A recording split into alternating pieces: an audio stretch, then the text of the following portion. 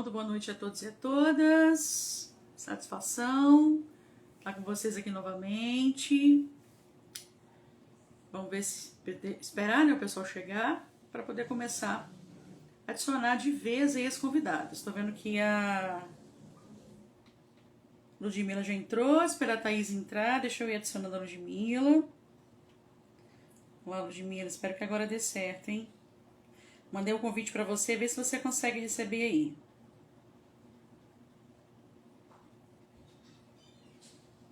Ou então, Ludmila, você me manda o convite, qualquer coisa. Acho que vai dar certo. Thaís já entrou? Oi. Já, né? Thaís? Oi? Ah, tá, é porque eu não estou te vendo, mas estou te ouvindo. Agora, Ludmila, manda um convite para mim. Como é que você fez, Thaís? Você só mandou o convite? Só encaminhei, solicitei participação. Tá. Então, Ludmila, faz a mesma coisa. Mandou? Eu Pois consigo é. escutar normal, tranquilo. Eu só tô conseguindo te escutar, não consigo te ver. Que lindo. Nada lindo, na verdade, né? Ludmila, eu mandei um convite para você. Você não consegue entrar? Qualquer coisa, se for o caso, a gente faz em duas partes. Primeiro com a Thaís e depois com a Ludmila. A gente deixa duas partes, né, separadas. Não seria o mais adequado, mas infelizmente é o que a gente está conseguindo fazer aqui agora.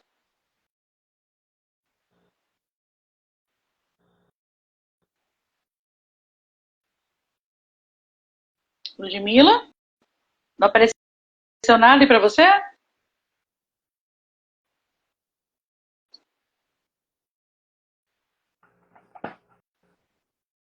Não, o outro perfil e as pessoas que estão aqui, elas não conseguem acompanhar. Eu mandei lá no seu direct um convite. Vê se de repente por lá você consegue entrar. De repente pode dar certo.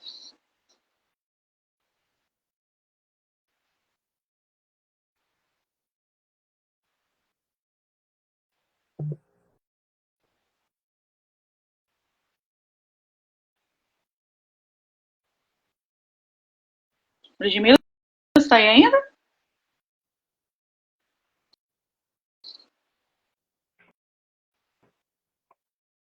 Ah, eu acho que agora eu vou conseguir te aceitar, Ludmila. Acho que agora vai dar certo. Quando você entrar, você me avisa, porque eu não consigo ver vocês. Agora, a Ludmila eu consigo ver, eu não consigo ver a Thaís. Agora foi. Aê, você tá me vendo e vendo a Thaís, Ludmila? Eu tô. Que bom. Thaís, meu amor, vou ficar com saudade de ver você, mas tá bom, só de te ouvir já tá bom também. Bom, pessoal, então, graças a Deus deu certo. Vamos fazer a live aqui direitinho, como combinado, né?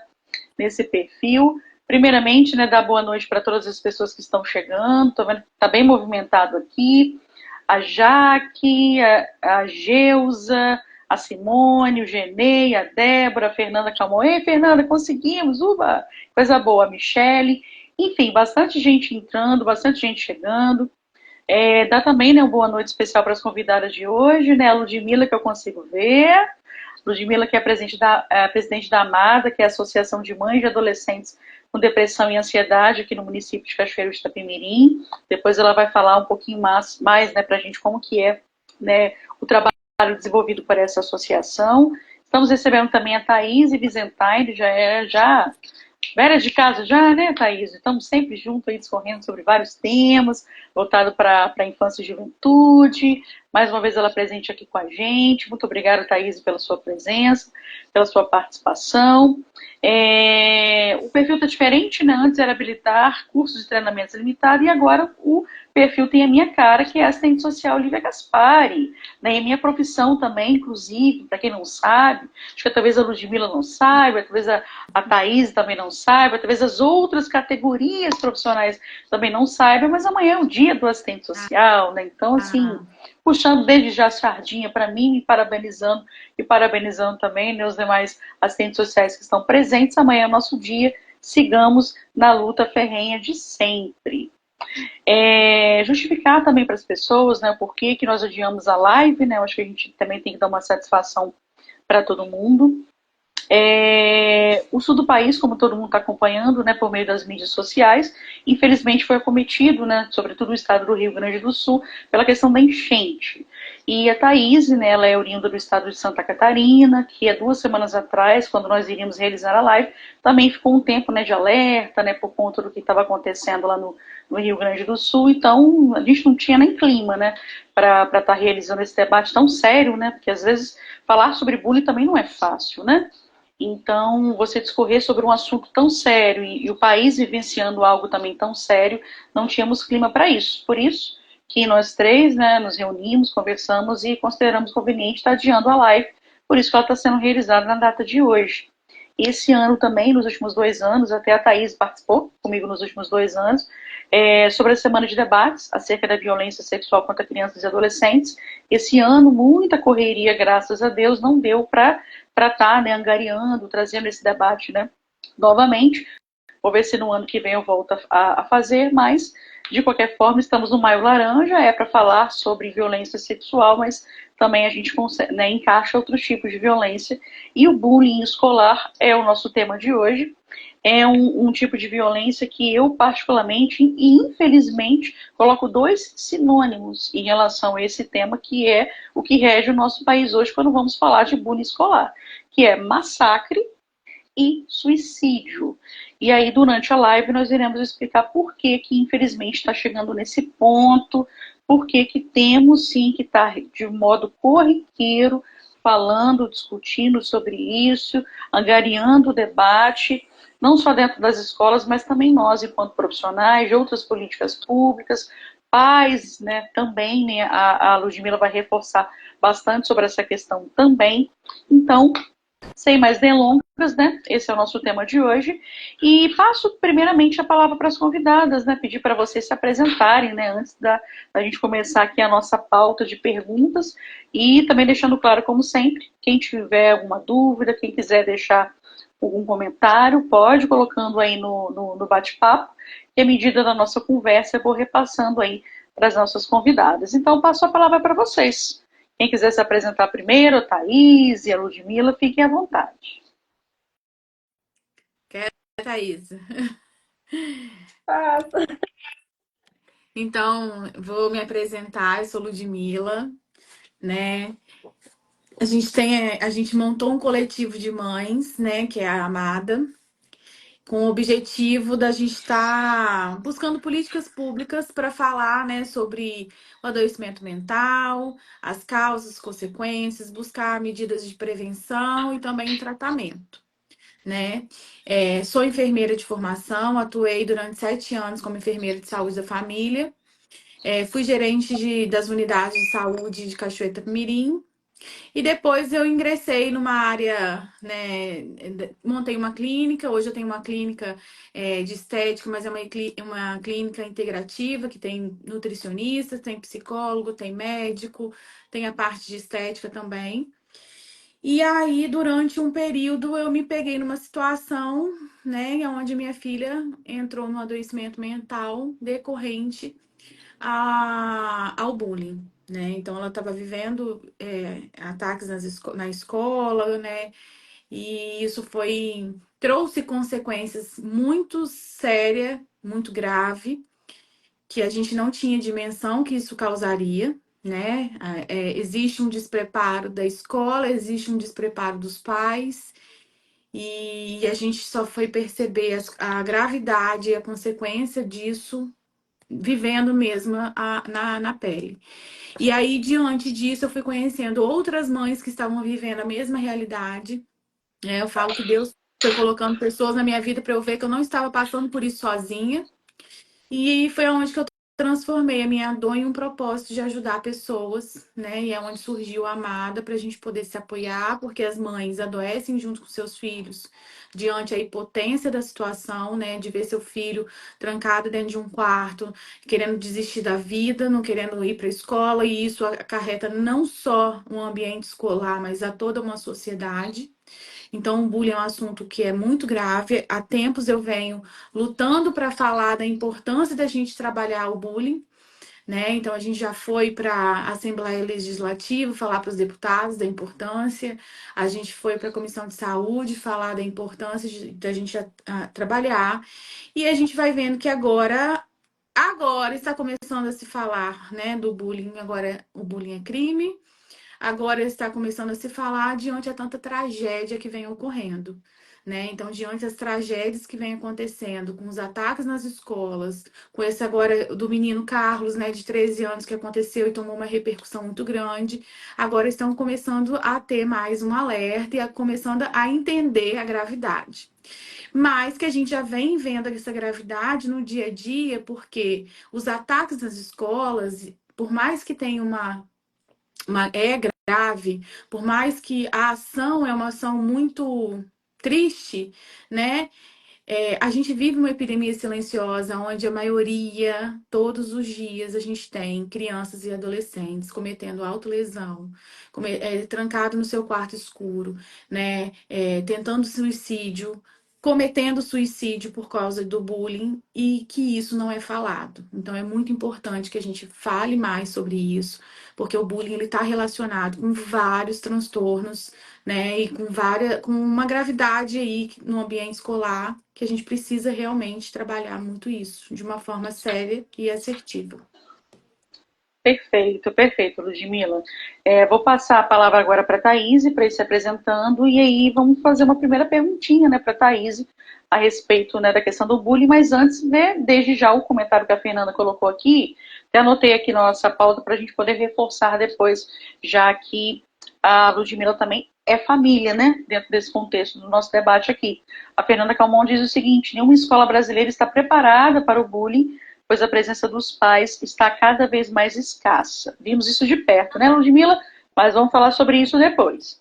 Então vamos lá, Thaís, por gentileza, se apresente para nós, hein? Os presentes? Então, sou Thaís, né? Eu moro aqui no Sul, em Santa Catarina. Sou funcionária pública, atuo atualmente na Secretaria de Assistência Social de um município de porte pequeno, porte 2, que nós chamamos. E sou conselheira do CMDCA, né, que é o Conselho da Criança e do Direito da Criança e do Adolescente. Muitos conhecem como CMDK, né, mas eu acabo falando CMDCA. Faço parte também, né, do processo da escuta especializada, então sou uma das entrevistadoras no município e atuo diretamente com questões de violência de criança e adolescente. Uma entusiasta dessa bandeira, né, uma militante da criança e do adolescente. E eu estava vendo há um ano atrás, a gente estávamos numa live também sobre protocolo de escuta especializado, né? E não foge muito também do assunto que a gente vai tratar hoje, que é o bullying, né? Ele também está dentro da escuta. Aí cada município é que vai verificar, né? Analisar dentro das suas e territórios se coloca o bullying na lei ou não, né? Se ele é caso de escuta especializada ou não, até porque o bullying ele tem as suas particularidades, né? Então, acho que a gente também, no decorrer da conversa, vai conversar, né? Porque algumas pessoas, elas confundem o bullying com conflitos, né? Então, o que é o bullying, né? O que é um conflito? O que seria o conflito normal de uma escola, da própria adolescência, das próprias crianças, né? Mas eu acho que eu sintetizei mais ou menos um pouquinho do meu dia a dia na minha profissão. Também já atuei com a socioeducação, né, com menores infratores de meio fechado, que é os que vão para a internação, que são privados de liberdade. E hoje também atuo com esse público, mas no meio aberto, né? Ok, bom, você falou que bullying, né, esse convite com questão de conflitos, né? Pois bem, Thaís, só para a gente conceituar bullying, o que, que seria bullying exatamente? Porque tem algumas questões específicas, né, para a gente poder sinalizar aqui, que de fato se considera bullying, tem que ter pelo menos três vertentes, né? Então você poderia caracterizar para a gente o que, que é de fato bullying, o que, que pode ser considerado bullying, explicar um pouco para o pessoal sobre isso? Então, a lei define, né, o bullying como qualquer ato de violência física ou psicológica intencional e repetitivo. Aí é que está a diferença, né? O bullying ele tem que ser repetitivo e ele tem que ser intencional, né? Tem uma motivação aparente, né, que visa intimidar ou agredir alguém que isso cause dor, angústia, e é uma relação de desequilíbrio de poder, né? Então, a diferença do bullying para o conflito é que ele passa a ser, né? Ele tem essa intencionalidade e essa repetição. A própria literatura, ela não traz o que seria essa repetição, vamos assim dizer, é toda semana, é a cada mês, é a cada 6 meses. Não, a literatura não traz muito clara isso. Só que a partir do momento que isso passa a ser repetitivo e causa um sofrimento, né, na vítima, ela é considerada daí o bullying, propriamente dito, né? O conflito diário, que passou, fez um xingamento. Eu vou dar um exemplo, né? Que a gente vê que acontece muito. Sua às vezes falou isso uma vez, isso não caracteriza bullying, né? Mas agora, tá ali toda semana, todo mês, chamando a pessoa de gordinha, sua baleia, e essas, né, coisas pejorativas, e isso acaba causando um sofrimento psíquico na criança ou no adolescente, aí ele já é considerado, né, caracterizado o bullying, né? Então, a lei, a gente, né, aqui vai tratar, né, sempre em cima da lei, do que rege realmente, né? Então, ele traz essa denominação de bullying, né? Ou seja, é repetitivo e intencional. Mesmo que eu sei que magoa o outro, não importa. Mesmo assim, eu continuo fazendo, né? Continuo xingando, continuo chamando de baleia, né? Como esse exemplo pejorativo que você mencionou. E tem uma desigualdade também, caracterizada também com a questão da desigualdade de poder entre eles, né? Entre vítima e agressor, vamos colocar dessa forma. Pode ser, por Então, exemplo, né?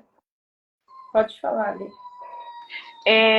por exemplo, uma desigualdade relacionada, por exemplo, o agressor, entre aspas, vamos colocar esse termo, né?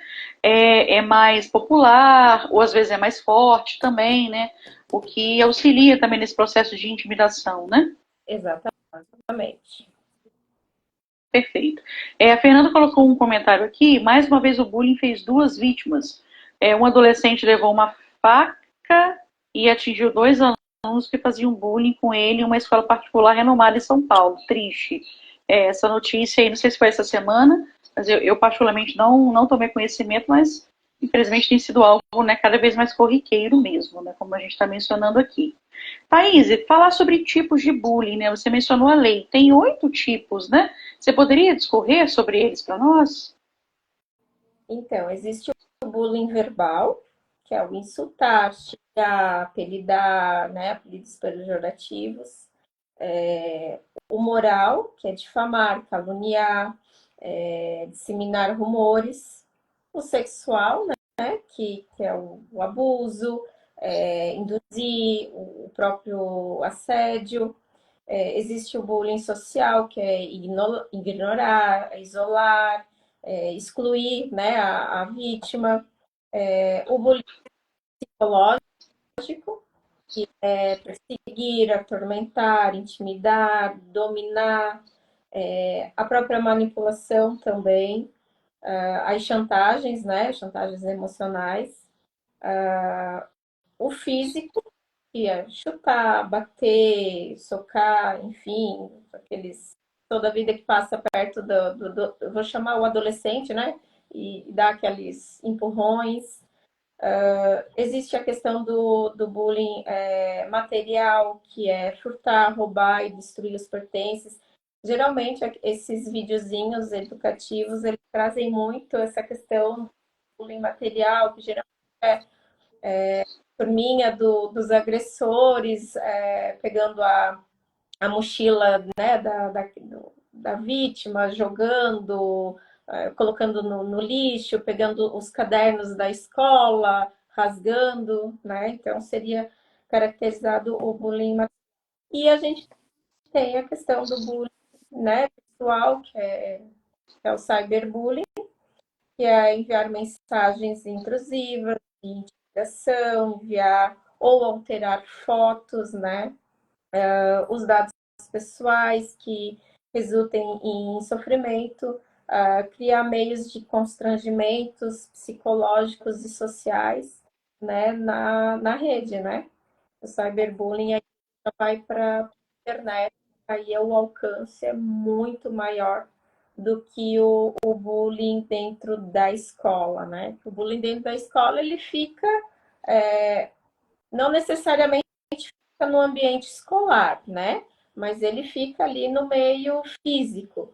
E o cyberbullying, ele entra na rede, pode ser acessado por qualquer pessoa, em qualquer lugar, e ele fica perdido no, no tempo, vamos assim dizer. Eu não sou muito boa em informática, mas é algo que fica ali para tirar um cyberbullying, uma informação, né, uma foto, vamos assim dizer, de uma pessoa, é muito, muito difícil, né? A gente tem conhecimento hoje só de um caso que conseguiu tirar fotos, que foi de uma atriz famosa, né? O restante acaba ficando no meio virtual, e isso acaba gerando um sofrimento muito maior. Porque imagina tu ter uma foto tua exposta quando tu era adolescente, ser, né, adulto, e aquilo vir à tona novamente por alguém ter acessado, né, essa informação ter voltado à tona. Não é um processo bem complicado, a questão do cyberbullying. E o agressor, ele acredita que ele não vai ser conhecido, acha que a internet é anônima, e não é real, né? A gente sabe que tem meios de se achar o ID, de saber quem que fez, da onde que saiu, né? Então, o adolescente, ele acha que ele é invisível dentro da internet, né? E muitas vezes ele acaba fazendo por ter vou usar a palavra conhecimento, né? Ele pode ser, sim, identificado dentro do ambiente virtual. É uma coisa que a gente tem observado muito, essa questão do ambiente virtual, porque, de fato, os adolescentes e jovens, eles não estão tendo medo de nada. Por exemplo, o que muito tem nas escolas, isso eu observei, né? Infelizmente, eu observei, tendo a oportunidade de atuar na política de educação, são esses perfis fakes que eles criam, né, para poder denigrir a imagem dos colegas, né, da escola, nesses perfis. E é muita coisa que sai ali. Por exemplo, nós tivemos uma situação até um pouco que a gente fica assim, meu Deus, que coisa banal. Por exemplo, duas meninas na hora do recreio se negaram a dar um biscoito para dois alunos que pediram para elas na hora do recreio. Elas, apesar da negativa, não quiseram dar, um direito delas também, não quiseram compartilhar ali o lanche, e aí ambos denigriram a imagem das duas nas redes sociais para todo mundo ver. Então, assim, realmente está como se fosse algo que não tivesse responsabilização, né, o que muito pensam esses adolescentes e jovens. Vamos comentar sobre isso também, mas antes de chegar nesse ponto, é importante também a gente falar sobre a questão da saúde mental de quem pratica o bullying. Porque quando vamos falar sobre bullying, tem 3 categorias que precisam ser trabalhadas, que é não somente a vítima, porque por vezes o foco está muito na vítima. Mas não é somente a vítima. O agressor também precisa ter um olhar especial em relação a ele, bem como quem nós denominamos de espectadores. Então, falando em relação àquele aluno, né, delimitando a nossa discussão para o âmbito escolar, queria que você falasse um pouquinho, Thaís, sobre a questão da saúde mental de quem pratica. Porque se esse adolescente, se esse jovem está praticando bullying, está denigrindo a imagem do outro, está querendo intimidar, fazer mal para outra pessoa, certamente ele não está bem, ele não está legal. E aí é importante também discorrer sobre esse assunto, sobre essa questão, de que quem pratica o bullying também carece de cuidados, né? Sim. E como tu bem mencionou, na literatura, se a gente for procurar o agressor, a gente encontra muito pouco material falando sobre quem pratica o bullying, né? Mas realmente os danos que causa na vítima.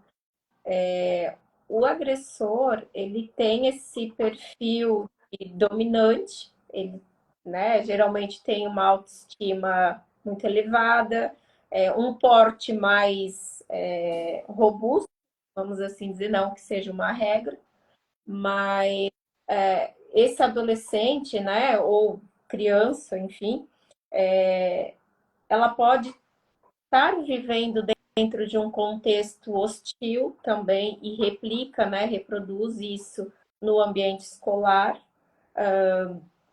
Tem relatos, né, de agressores que sofrem de ansiedade também. Então, a questão de uso de substâncias psicoativas também. Então, realmente, adolescentes que requerem um olhar especial, porque às vezes é uma forma de pedir socorro, mas ele está xingando, ele está fazendo algo ruim.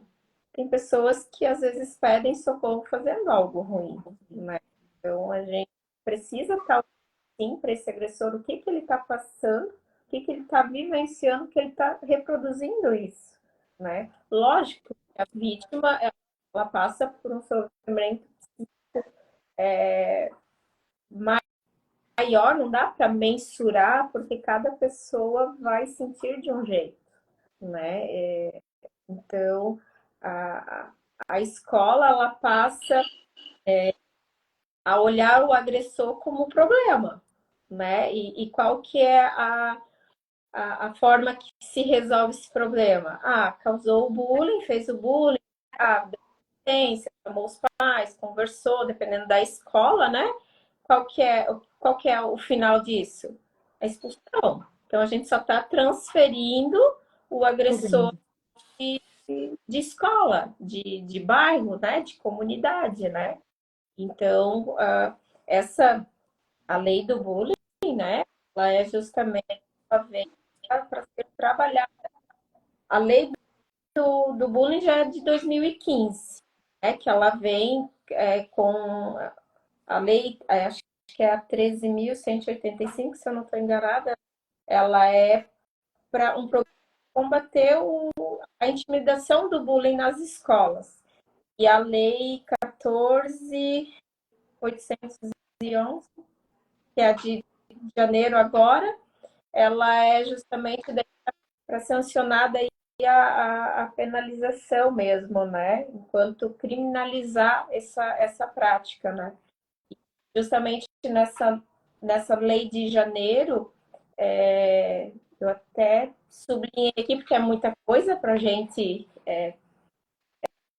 Ela é de responsabilidade do poder público local, né? Desenvolver em conjunto com os órgãos de segurança pública e de saúde, e com a participação da própria comunidade escolar, protocolos para estabelecer medidas de proteção à criança. Então, assim, está na lei. Então, a gente precisa hoje colocar em prática, né? Porque o bullying, ele é uma questão de saúde mental. lógico que ele faz parte de todas as políticas, né? Educação, saúde, assistência social, dependendo da situação habitacional também, enfim. Mas ele é muito forte a questão da saúde mental, né? Então, a gente precisa estar trabalhando tudo. A Lívia colocou, né? É a vítima, é os espectadores, é o agressor, é a família, porque se a gente tem um adolescente doente, né, a família também está doente, né? Se adolescente que pratica o bullying, ele tem alguma questão cognitiva, algum transtorno, essa família ela também passa por problemas, ela também tem as dificuldades dela de lidar com esse adolescente, né? E a família da vítima também acaba passando por sofrimento junto com a vítima, porque muitas vezes a palavra que a gente escuta é de impotência, né? O que eu posso fazer para estar ajudando, para estar melhorando, para amenizar aquilo que o meu filho sente, né? De ambos os lados, né? Perfeito. A Fabiola, hoje lá, a Fabiola entrou aí, né? Colocou as leis aí que você mencionou, né? Colocou ali no nosso bate-papo. Thaís, vamos falar um pouquinho agora em relação à saúde mental de quem é vítima de bullying. O que você pode estar contextualizando aí sobre essas consequências, né, do bullying na vida de quem sofre? Então, vítimas são inúmeros os relatos, né? Muito depende do adolescente, mas há relatos, né, envolver crise de pânico, depressão, né, transtorno de ansiedade generalizada, dependendo do bullying que ela sofre, transtornos alimentares, como a gente comentou, né, quem acaba sofrendo, né, às vezes uma discriminação, então acaba gerando esses transtornos alimentares, a bulimia, a anorexia, depressão, né, profunda, até infelizmente a forma que eles tentam amenizar esse sofrimento, né, tentando contra a própria vida, as automutilações, são vários os danos causados, né, às vítimas. A gente tem relatos de situações de bullying que aconteceram, né, quando adolescentes e, e às vezes algum gatilho na fase adulta faz eles reviverem tudo aquilo que eles reviveram há algum tempo atrás, né? A gente fala muito de bullying na adolescência, né? Nessa fase infanto-juvenil, mas existe o bullying adulto também, né? Eu estava numa capacitação e lá eles colocaram um exemplo que me chamou muito a atenção, que foi uma professora, era acima do peso, então ela sofria bullying por ser acima do peso, os alunos chamavam ela de baleia, enfim, e uma situação, ela estava descendo e alguém empurrou ela caiu, né, vindo a se machucar, e aquilo para ela. No entanto, ela se afastou das escolas, né, e após alguns anos, né, fazendo tratamento e tudo, teve uma situação que remeteu ela àquela situação e ela disse que ela teve todos os sintomas físicos que ela teve no dia que aconteceu o ato, taquicardia, medo, angústia. Então a gente vê como isso é forte e não dá para dizer, ah, mas poxa, é uma adulta, te chamaram de baleia, nossa, mas não é, é o sofrimento da pessoa, isso é muito singular, porque a dor ela é diferente da tua, né? Pode ser que alguém faça alguma situação conosco, né? Tem a questão também de ser repetitivo. Imagina toda semana, todo dia, alguém ali te te xingando, né? Chega uma hora que realmente tu não aguenta sozinho, né? Tu tens que pedir ajuda. Certo. Vamos pegando esse gancho, né, falando em relação às consequências, né, o que o bullying acarreta, né, na vida de quem sofre. Acho que é importante agora também colocar a Ludmilla nessa discussão, né, Ludmilla? A Ludmilla hoje tem essa associação, ela vai falar para a gente, discorrer um pouquinho no início, né, de como que funciona o trabalho, de como que surgiu, mas agora a gente vai dar espaço para ela poder falar, comentar, né, explicar um pouco melhor, contar a história, né, a experiência que você, que a sua família, que a sua filha teve em relação à questão do bullying escolar e essas alternativas, esse trabalho que você e outras mães têm desenvolvido, né, como forma, como estratégia, como iniciativa de combate e prevenção a esse tipo de violência, que é uma luta extremamente árdua, mas a gente não pode desistir. E é exatamente o que vocês têm feito, apesar de todos os pesares, né? Apesar de muita coisa contra, às vezes, né? Coisa às vezes parece que não anda, os passos são muito lentos, passos de tartaruga, vamos colocar assim. Isso. Mas agora, para abrir espaço para você, Ludmila, poder contextualizar. A Thaís trouxe muito dessa questão teórica para nós e, infelizmente, vamos entender um pouco dessas consequências do bullying a partir da prática, né? A partir de quem experienciou esse tipo de violência. Vou passar agora a palavra para você. Então, a Thaís falou bem, né? A gente sabe que o bullying acontece. Primeiro, eu quero falar que a educação começa em casa. Então, a gente vê muitos pais querendo transferir a responsabilidade da educação para a escola, né? O que a gente vai falar aconteceu no âmbito escolar, a gente vê um despreparo das escolas frente a essa problemática do bullying, né? E sobre o adoecimento mental, porque é algo muito novo, embora o bullying sempre aconteceu, mas o que vem acontecendo hoje é algo que é novo e as escolas estão começando a se adaptar e entender a gravidade, né? E ver a seriedade, e ver que as escolas hoje elas também têm responsabilidade sobre isso. Então, assim, aqui a minha fala sobre o que aconteceu com a minha filha, eu não quero culpar a escola. Porque também a gente, como mãe, por mais que eu sou profissional de saúde, meu marido também, né? A gente identificou depois que ela sinalizou, ela não se abriu de imediato. Porque a pessoa que é vítima, normalmente ela se fecha, ela se isola, ela não fala porque ela acha que o problema está com ela. Então ela tem vergonha de falar, então ela só fala no extremo, mas ela dá sinais. E como aqui em casa aconteceu nessa transição da adolescência, a gente confundiu, né? A gente confundiu, assim, a Ana Clara sempre foi muito é, sem vergonha, tipo assim, sempre fazia balé, apresentava, fazia canto, apresentava. Então, sempre foi uma menina extrovertida, que não tinha vergonha de falar em público, e de repente ela foi se fechando e foi ficando com vergonha. E aí a gente pensa assim, é a questão, né, da adolescência, às vezes começa a ter vergonha mesmo, muda o comportamento.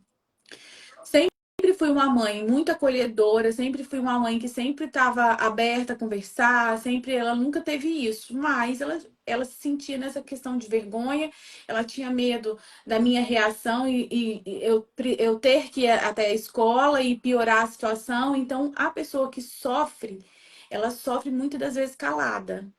E isso é muito importante que a gente observe os sinais e a gente comece a falar isso com os nossos filhos, a estimular eles a se abrir, a falar logo de início, né? E também a prevenção é assim, é importante que a gente fale ensine os nossos filhos desde pequeno, né?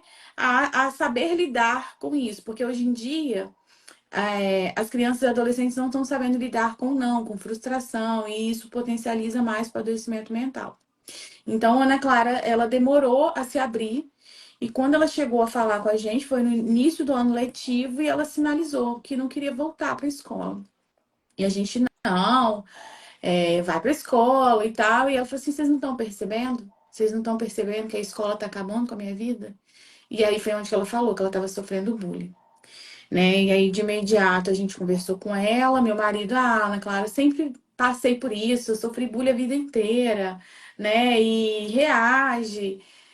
E fui na escola, então sempre eu mantive contato com a escola, informando tudo que vinha acontecendo, mas aí teve esse despreparo. E as coisas só foram potencializando, né? Veio a pandemia, na pandemia deu ela foi piorando, e depois que acabou a pandemia e retornou para a escola, as coisas pioraram. E aí os bullying que era assim presencial, era em grupo de WhatsApp, começou a ser na internet. Né? Então, o cyberbullying e no horário de aula. Então, era assim, 7h40 da manhã, 9 horas da manhã. E a Ana Clara ligava para mim, mãe, me tira daqui. Mandava mensagem, mãe, por favor, me tira daqui, me tira daqui, me tira daqui. E aí só foi piorando. E autolesão, cometeu a autolesão. E depois, e ela já estava em acompanhamento, né, com psicólogo, psiquiatra e até a tentativa de suicídio. Foi tão assim desesperador porque a gente se sente numa impotência tão grande diante ao sofrimento do nosso filho. Ana Clara ficava trancada no quarto, não queria sair para comer, não queria tomar banho e não queria falar com ninguém. Eu já tive que levar ela para tomar soro no hospital porque não se alimentava e a única coisa que ela falava é que ela queria, ela chorava e suplicava para Deus levar ela, que ela não queria mais viver. Ela falava, mãe, você não percebe que aqui só tem um corpo? Então, assim, foi momentos de muito, muito difícil. E esse período é um período que o adoecimento mental ele tem muito preconceito, muito estigma e preconceito. E é onde todo mundo se afasta. Hoje mesmo eu conversei com uma pessoa e que ela estava falando comigo que a única coisa nesse momento que a gente quer é um abraço, e muitas das vezes não tem, né? Então, assim, falta o acolhimento. E isso mexeu muito comigo nesse período, quando as amigas sumiram, né? Quando não aparecia ninguém e eu pedia. Quando eu pedia para a igreja para trazer os jovens aqui para fazer uma visita e não tinha. Então eu falo assim, a nossa sociedade, a gente está não vivendo uma sociedade que está doente, uma sociedade que está cada vez mais individualista, cada vez mais egoísta, cada vez mais sem empatia e respeito ao próximo, sabe? Então, isso é uma coisa que a gente também tem que buscar a trabalhar muito isso. E isso, essa falta de afetividade, porque a rede social hoje proporciona muito isso, né? A gente fica muito próximo de quem está longe e longe de quem está perto. Então, você vê hoje crianças brincando por trás de uma tela, não tem mais brincadeira de rua. E isso vai fazendo com que o vínculo afetivo ele diminua e acaba que, né, as pessoas cancelam muito fácil, encorajam a falar e a cometer o bullying, né, a criticar e fazer essas coisas na rede social, porque, igual ela falou assim, né, as pessoas acham que estão que tem impunidade, que como se a internet fosse terra de ninguém, hoje não é mais assim, né? Então, hoje ano passado a gente fez um seminário onde o delegado da Polícia Civil da Inteligência, ele falou, se os pais não vigiam os filhos, nós estamos monitorando. Então, hoje tem um monitoramento sobre isso e consegue chegar, igual aqui em Cachoeiro, chegou no menino que, né, que parece que estava planejando um atentado.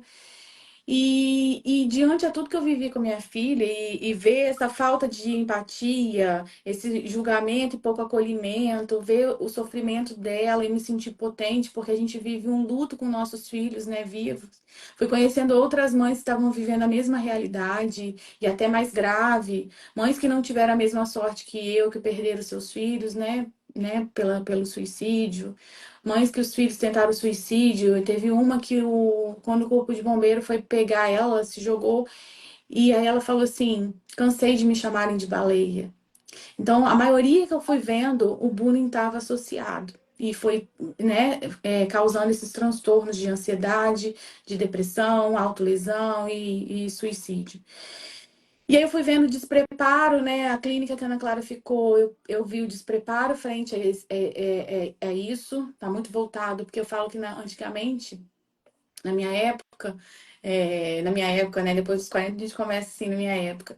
A gente via muitas pessoas adolescentes sendo internados por causa de uso de droga, né? Hoje a gente vê adolescente sendo internado porque quer desistir da vida, numa fase tão linda que é a adolescência, sabe? É onde que a gente mais aproveita a vida. Então é muito triste a gente ver a realidade. Tem hora que eu me pergunto assim, que sociedade que a gente está construindo? O que que vai ser dessa geração se algo não for feito? Então, quando eu resolvi dar voz ao problema, né? Eu esperei primeiro a Ana Clara, sempre estava incomodada, querendo, mas eu esperei ela estar melhor, né? E tá mais forte para isso. Fui ao Ministério Público conversar, conversei com o juiz, promotor, o psiquiatra dela, e aonde a gente foi recebendo esse apoio para dar voz ao problema, porque eu vejo que a gente está vivendo uma epidemia silenciosa e que nada é feito. E aí os ataques a gente vê nas escolas aumentando absurdamente. Era anos que tinha um ataque na escola, zero ataque, um ataque, dois ataques. E aí 2023 vai lá, pum, 10 ataques. 2022, 10 ataques. 2023, um monte de ataque. E aí a gente vê as escolas preocupadas em colocar um segurança na porta. Muitos pais têm essa mentalidade da importância de colocar o segurança na porta, achando que vai proteger e vai evitar o problema. Não vai. Então, assim, o nossa, né, lá na Amada, a gente montou esse coletivo de mães, né, e a Amada tomou uma proporção muito grande, né? Hoje a gente tem pessoas do mundo inteiro, então a gente tem na Amada gente que é da Inglaterra, Portugal, Espanha, Irlanda, todo lugar do Brasil pedindo ajuda, e a gente tem profissionais voluntários para ajudar também, dando esse suporte às famílias. Então, a gente colocou a importância de tratar a mãe, né? Então, assim, sempre quando chega uma mãe pedindo ajuda, a gente sempre disponibiliza um terapeuta voluntário para tratar essa mãe, porque a mãe fica sem saber como lidar, a mãe adoece junto com o filho, às vezes fica até agressiva por não saber como lidar, e aí potencializa e piora mais a situação. Então, hoje a gente tem relatos de mães que falam como foi importante ela ter tido essa orientação, esse acompanhamento, e que os filhos melhoraram diante disso, sabe? Então, assim, a gente vê também que às vezes os problemas não está só na escola, né, do adoecimento mental, também tem a família que às vezes não sabe lidar com o problema. Então a gente vê, a escola não sabe lidar, a família não dá o acolhimento, também não entende, e isso só vai piorando. E aí muitas famílias às vezes trocam de profissional, troca de medicação, mas não muda o comportamento. Então, assim, eu precisei ressignificar muita coisa na minha vida, entender o meu papel no processo da minha filha, de cura dela. Não era só eu levar ela para um psiquiatra, para um psicólogo, sabe? Eu tive que entender o que eu, como mãe, a minha casa, o que a gente teria que fazer para fazer ela resgatar ela. Se eu vivesse a tristeza dela e deixasse o ambiente da minha casa viver toda a tristeza que a gente estava vivendo de ver ela nessa situação, eu não tinha recuperado minha filha, então eu tive que buscar uma força e fazer da minha casa um ambiente mais alegre possível, por mais que por dentro eu estava destruída de ver ela naquela situação, por mais que muitas vezes eu não sabia nem o que falar quando eu via as crises dela, sabe? Então, assim, eu tinha meu momento de orar, pedir a Deus sabedoria e força, mas eu precisava, porque eu tinha meus outros dois filhos que não podiam viver somente naquela tristeza dela, e eu precisava resgatar. E quando eu entendi que na escola, que é o ambiente que causava o problema, né, e que eu não conseguia ter governabilidade ali, e não conseguia mudar a situação, eu precisei afastar ela da escola. E assim, com muito amor dentro de casa, mudando o nosso comportamento de acolhimento, de fazer um ambiente mais feliz, entendendo a dor dela, né? É, e tirando ela do ambiente que estava adoecendo ela, foi assim que a gente conseguiu recuperar. Ela ainda não está 100% recuperada. E a gente, sorte que a gente teve condições de dar esse acompanhamento, o tratamento. Então, assim, nossa luta com a Amada, porque a gente sabe que tem outras mães e outras famílias que não têm condições, né? E às vezes não dá o atendimento necessário. Então, isso acaba sendo prejudicial não só para a família e para o adolescente, mas colocando em risco também né, toda uma sociedade. Porque a gente sabe que cada um desencadeia um transtorno, né? Uns tentam contra si mesmo e outros tentam contra o outro, né?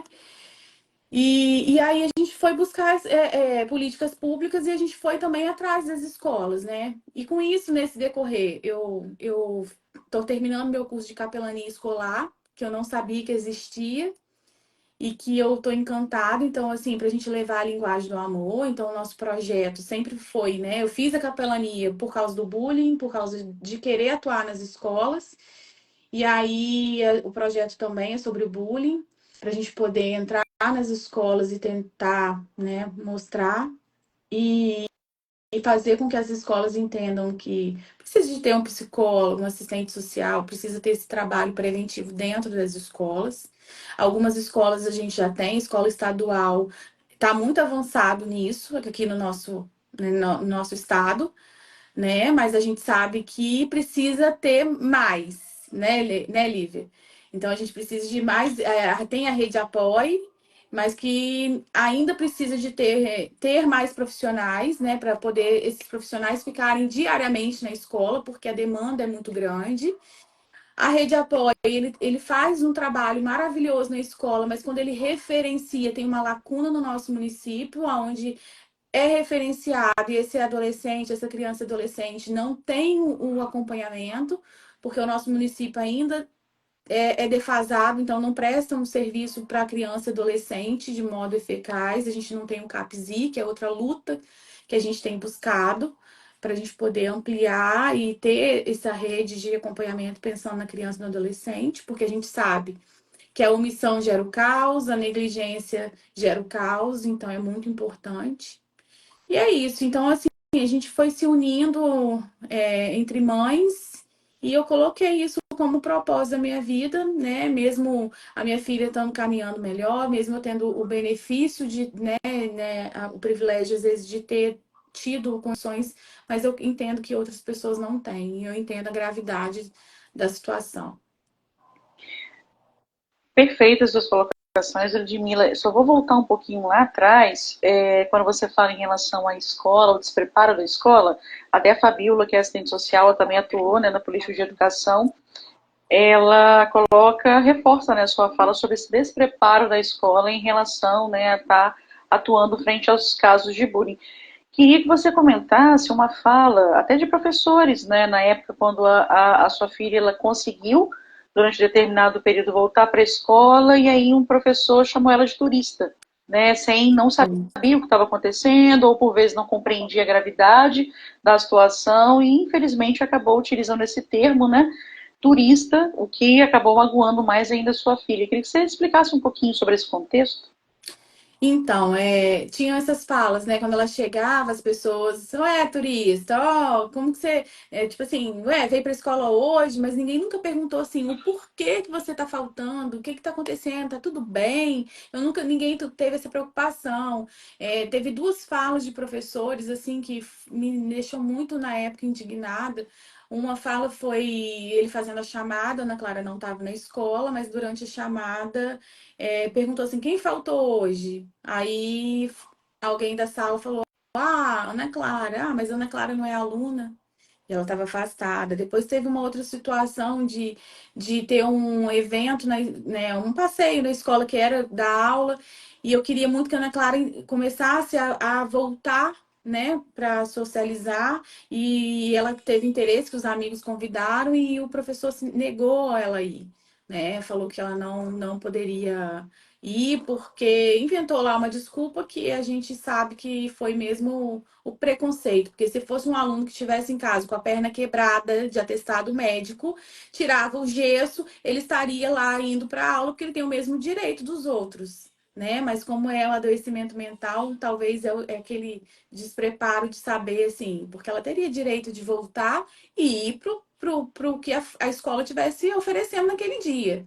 Né, é um direito dela e foi negado. Então, assim, tinha um aluno com a perna quebrada que fazia a prova online o ano inteiro. E a Ana Clara não teve o mesmo direito de fazer prova online, né? Mesmo com laudo médico atestado. Então, você vê que o adoecimento mental tem muito preconceito. É como se é tido como frescura, às vezes falta de Deus, e ninguém escolhe estar depressiva, ninguém escolhe estar ansiosa, como ninguém escolhe ter uma dengue, como ninguém escolhe ter um Covid. Isso é uma doença e que a gente tem como prevenir, muitas das vezes, entende? E a gente vê que o adoecimento mental não está vindo só para criança e adolescente, está vindo para todo mundo. A gente está vendo professores adoecidos, a gente está vendo policiais adoecidos, a gente está vendo políticos adoecidos, médicos adoecidos. Então, é uma sociedade que está cada vez mais doente e ninguém está fazendo nada para mudar essa realidade. Por quê? Porque tanta gente querendo terminar com a sua vida, porque tanta gente tendo crise de ansiedade, porque tanta gente sofrendo. Então, assim, adultos que têm maturidade, né? Vamos botar assim, a maioria tem. Eles não sabem lidar com essa situação. Imagina uma criança, um adolescente. Então, assim, é uma problemática que a gente precisa muito. O bullying, ele sempre existiu, mas não existia a rede social como tem hoje, que impõe tanto padrão de beleza, né? Não existia uma sociedade que não tem vínculo afetivo, entendeu? Que as crianças brincavam na rua, se resolviam na rua. Hoje não tem mais isso. Hoje, trabalho em grupo. A gente ia para casa dos colegas fazer trabalho em grupo. Hoje, essa juventude, eles não vão saber trabalhar em equipe. Porque não está sendo estimulado isso mais nas escolas, entendeu? Então, assim, é algo muito preocupante e que assim, o que me fez querer, na época, o meu marido falou assim, Ludmila, mas pra quê? Agora que a Ana Clara tá melhor, isso vai te dar muito trabalho. E eu vou falar, eu tenho hoje, né, eu tenho a clínica, tenho a minha profissão que eu amo, mas que eu venho cada vez mais abrindo mão e do meu tempo para a minha vida profissional e abrindo mão para poder me dedicar cada vez mais por esse propósito, né? Que eu não ganho nada, mas eu tenho certeza que a gente ganha vidas, entendeu? A nossa preocupação é isso, é salvar vidas, e que eu, como uma pessoa cristã, eu me preocupo com isso, e é o que eu falei com meu marido, falei, Luciano, eu como uma pessoa cristã, eu não consigo ver que muita gente está sofrendo diante de tanto adoecimento mental que nada é feito e eu não fazer nada. Eu posso não salvar o mundo, eu posso não mudar a vida, mudar o mundo, mas eu tenho certeza que eu posso mudar a vida de alguém e para mim isso é o suficiente. Então é esse o meu propósito, sabe? Cada dia que eu acordo pensando na amada, é pensando no bullying, é pensando nisso e cada vez mais eu estudo para isso, né? Venho buscando mais conhecimento, igual agora a capelania, é uma maneira da gente poder entrar na igreja, não para levar a religiosidade, mas para levar a linguagem do amor para dentro da escola e para a gente poder resgatar isso, porque nem isso a gente pode mais falar de Jesus dentro das escolas, né? Então, assim, a gente precisa cada vez mais isso, mostrar para a sociedade a questão do respeito às diferenças, o respeito ao próximo, que cada um pode ser do jeito que for, mas a gente precisa respeitar, a gente pode às vezes não concordar, mas precisa ter o respeito, né? E é isso. Então, a Amada, ano passado, tomou uma proporção que a gente não esperava. A gente foi divulgar, falar do bullying, né, e tudo. E aí tomou essa proporção a nível mundial. E esse ano é o ano que a gente vem com ações, né? Então, a gente já está pensando em ações. Hoje tem uma rede de apoio onde as pessoas entram, pedem ajuda, e ali tem terapeutas que acompanham, e tem também uma rede de apoio que está vivendo a mesma situação,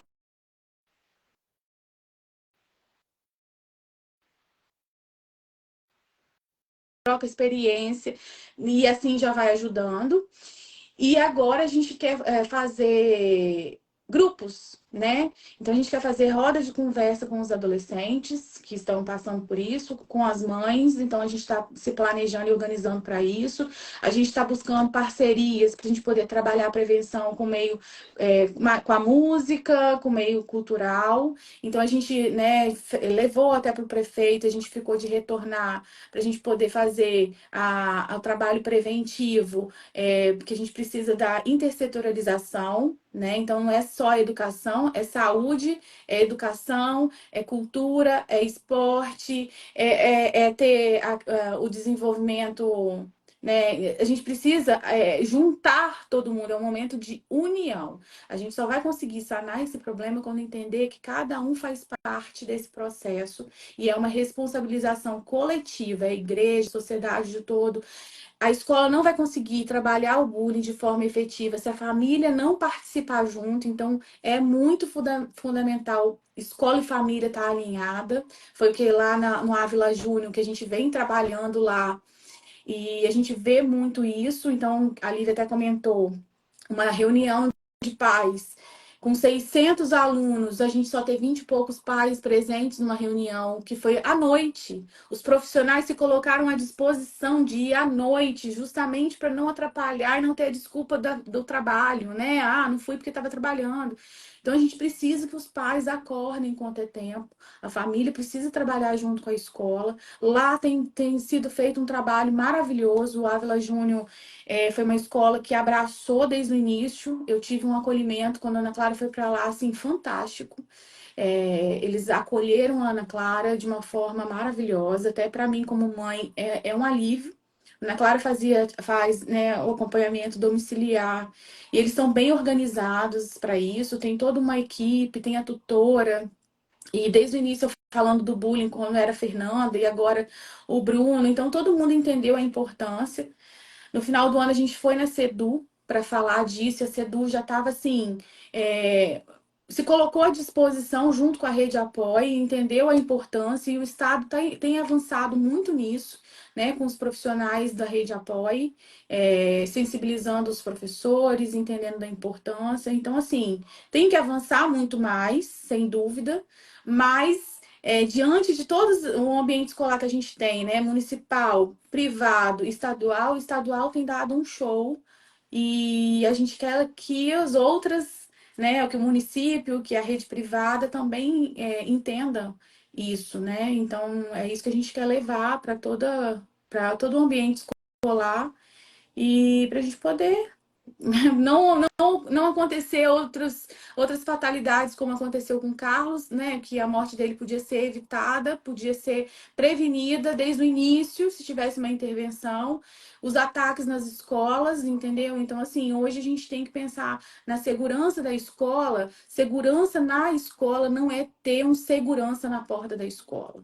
E isso que os nossos gestores, os nossos, né, eles precisam, os nossos governantes precisam entender, né? Para ter segurança dentro da escola, não é ter um segurança na porta da escola. É trabalhar o problema, é trabalhar a causa de forma efetiva, assertiva, é ter profissionais de saúde dentro das escolas trabalhando, é ter uma equipe trabalhando para isso.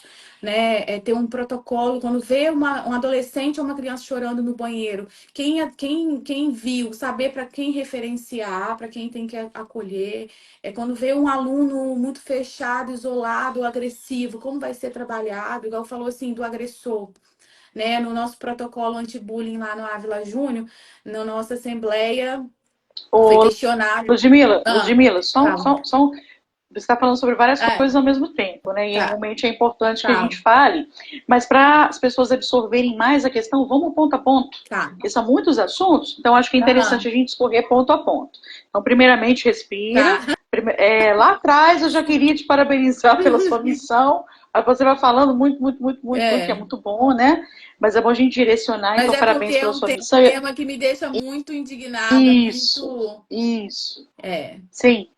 Isso. Aí vamos, né, partes por partes, que todos os pontos que você está trazendo é importante, que é salientar todos, mas com um pouco mais de Uhum. ênfase, né? Então, só retornando um pouquinho atrás, eu quero saber, porque eu não estou enxergando, não estou vendo. A Thaís está aí ainda? Tá aí, Thaís? Que eu só escuto sua voz. Eu não te vejo. Tá, Tá aí, Thaís? Tá aí? tá. Ela tá aí? Eu Ela não tô tá, ouvindo a voz dela. ela tá. Ah, tá. Oi, Ah, perfeito, agora eu vi. Thaís, é porque foi alguns pontos, né? A Ludmilla foi falando, eu fui anotando e eu acho que é importante falar um pouco sobre cada ponto. Então, primeiramente, Thaís, eu queria que você comentasse que lá atrás a Ludmilla falou em relação a preconceito, em relação ao adoecimento mental das pessoas. É o que mais tem se visto, né? Vislumbrado isso hoje em dia. Eu queria que você comentasse, discorresse um pouquinho a respeito disso. As pessoas não dão importância, né? Não tem esse afeto, não dão um abraço, como ela falou, não dão importância realmente essa causa, né? Do fato da outra pessoa não estar bem, estar adoecida mentalmente. Queria que você comentasse um pouquinho sobre isso. então, quem vive isso, né, na prática é os relatos, né? Não tem essa coisa, é o estigma, né, da sociedade. Hoje o que que eu hoje eu vejo, falando aqui da minha realidade, né, do meu município, a gente não olha a criança ou adolescente, a gente olha o CID dela, a gente olha qual é o diagnóstico dela. Então, hoje virou rótulo, né? Então, aquela criança, ela é assim porque ela tem TOD. Ah, ela é assim porque ela tem depressão, né? É a doença que fala mais, né? E realmente Uhum. a acolhida, ela está deixando a desejar. A gente vê o povo tão solidário para algumas questões,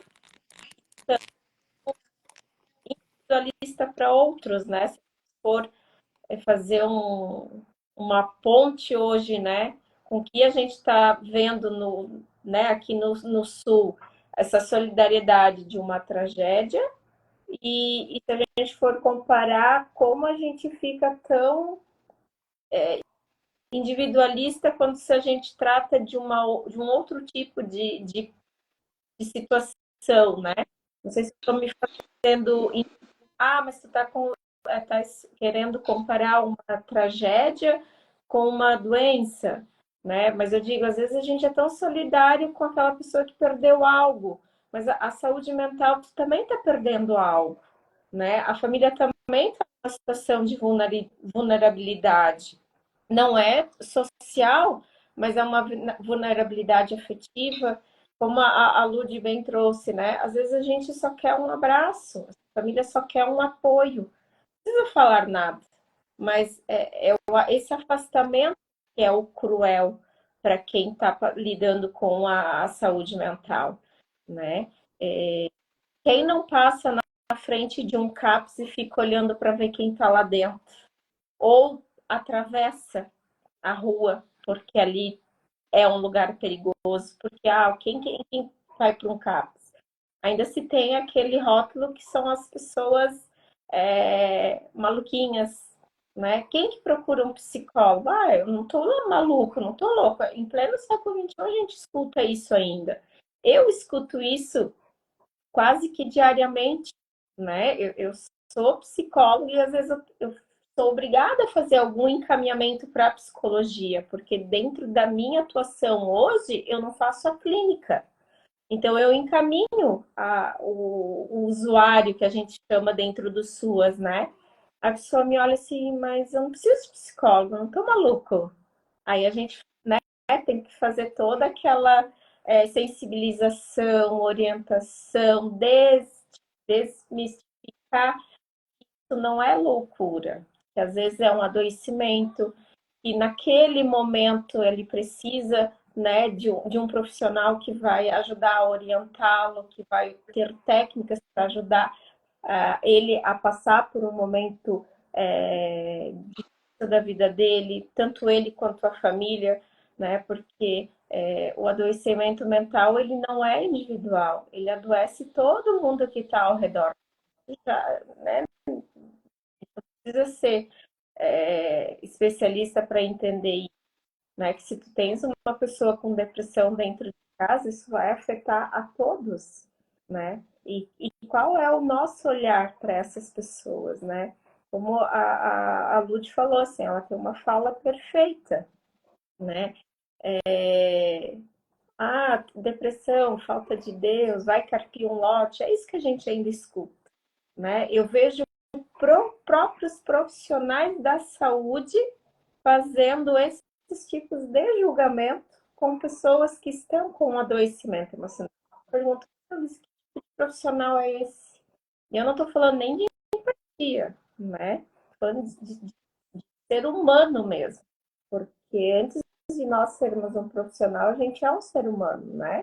E que olhar que a gente tem? Aí, poxa, é um humano e um profissional da saúde que estudou, que lida com essa demanda e não tem essa sensibilidade, né? De ter outra vida nas mãos, porque dependendo do acolhimento que fazemos, dos encaminhamentos que a gente faz, a gente pode perder uma vida, né? Por uma vírgula mal colocada, né? A gente tem que ter muito cuidado. Hoje eu percebo que tem muitos profissionais que não se qualificam mais dentro da saúde mental e vem crescendo e vai crescer ainda muito mais, né? A gente teve ali na pandemia um aumento significativo das questões mentais, né? Pegando o gancho ali do Rio Grande do Sul, imagina o impacto mental, psicológico, né, dessa população toda, e não só deles, mas indiretamente nós também, porque hoje a gente é bombardeado de vídeos e informações tristes, então a gente também adoece junto, porque dando isso para a gente, né? A gente é uma esponjinha, né? Trazendo essa questão da saúde mental para, né? Pessoas que fazem piada, né? Uma situação delicada dessa, a gente precisa realmente parar e ter, né? O que eu posso fazer para estar ajudando? Se eu não vou ajudar, então eu me retiro de cena, né? Mas, às vezes é aquilo, é um abraço e nada mais, né? A gente não precisa ter um vocabulário bom, a gente não precisa ter técnica, né? Eu sempre falo, não adianta a gente vir aqui falar muito técnico, sendo que eu não vou atingir ninguém, porque a pessoa não vai estar entendendo. A gente tem que ser humilde, vir aqui e falar de uma linguagem que todo mundo vai entender, né? E conseguir captar qual que é a mensagem, né? É o acolhimento. Eu acho que essa é a palavra-chave para o dia de hoje, né? O que é o acolhimento? É tu ouvir. Hoje ninguém mais escuta, né? Então, hoje é tu escutar o outro, ver o que ele traz para ti. E às vezes tu vai dizer, né? Vai acolher, vai ficar bem, a gente está junto. Pronto, né? Perfeito as suas colocações, Thaís. Ludmila, eu estou vendo aqui nos comentários, né, muitas pessoas trazendo falas, né, de apoio em relação, né, à história que você contou, né, em relação à sua filha. Isso tudo que aconteceu foi numa escola particular, né, hoje a sua filha estuda numa escola estadual. Você colocou muito essa questão do acolhimento que ela teve, né, nesse colégio estadual, onde já tem, inclusive, a inserção. Vamos colocar aqui falando sobre medidas de prevenção, ações de prevenção, certamente, de combate, né, enfim, de uma forma geral, a inserção dos profissionais, né, de serviço social e de psicologia nas escolas é de fundamental importância, né, para poder agregar o trabalho que já vem sendo realizado pelas escolas. Muitos aqui estão sendo críticos em relação ao despreparo dos profissionais, dando a minha opinião enquanto uma profissional que esteve inserida em algumas escolas estaduais, atuando, né, frente, né, às demandas de e outras demandas relacionadas a violações de direitos ou demandas socioemocionais, o que eu posso dizer é o seguinte, dando a minha opinião concreta sobre isso. Os professores, eles têm que dar conta de quê? Vamos colocar os professores e os demais profissionais, enfim, têm as suas atribuições dentro do âmbito escolar.